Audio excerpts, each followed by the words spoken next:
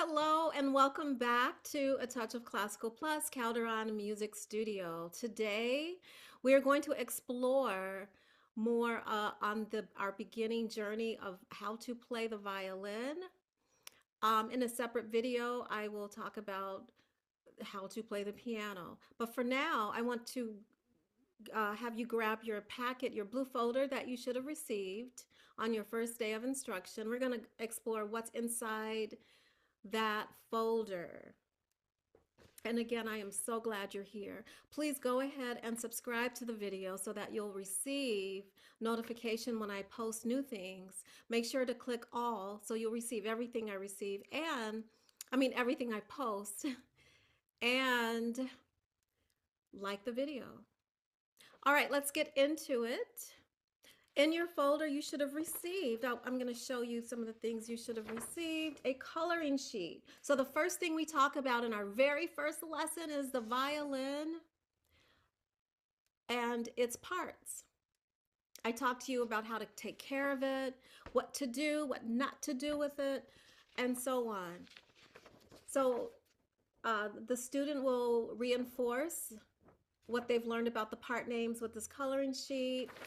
On the other side is the part about the bow, but I always start with the violin first. The violin is the left side, so we start with everything left side first.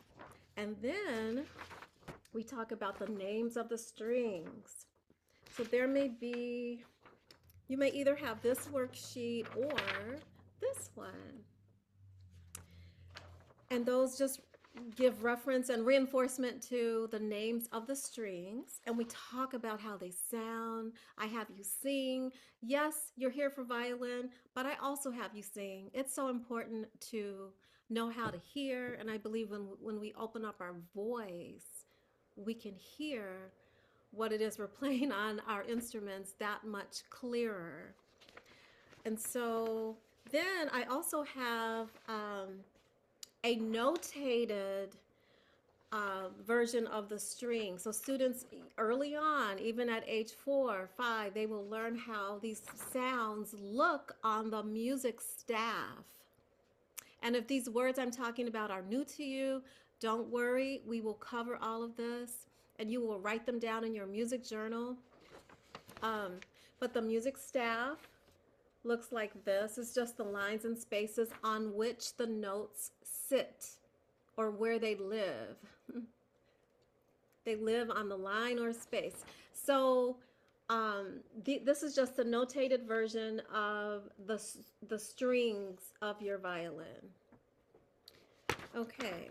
Also in your packet, when we go into the right side, which is for your bow, we talk about the parts of the bow, and we talk about where the fingers go and how they work and how they make the bow go straight and make all these different types of sounds and articulations.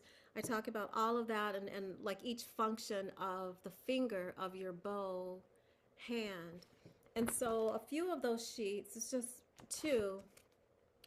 One looks like this, where it's just introducing you to the fingers with funny names for them. On this particular sheet, it talks about how, imagining that your bow is like a ship, and so each finger is a sailor, with the thumb being the captain. And so these little stories, it's a good visual for the really young child, ages 3, 4, 5 years old.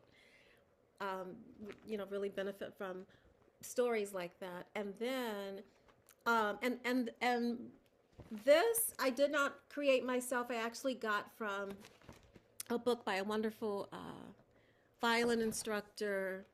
Her book is called Adventures in Violin Land, and so by Shirley Givens. I just use part of her material. I don't use the whole book, so you don't need to purchase it unless you want to, but I just use parts of it because some of it's very helpful, I believe.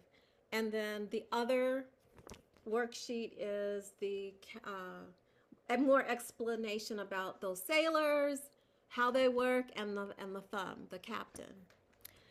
And so those are just some of, oh, the other worksheet that I have in, that you should have in your folder is the twinkle variation rhythms.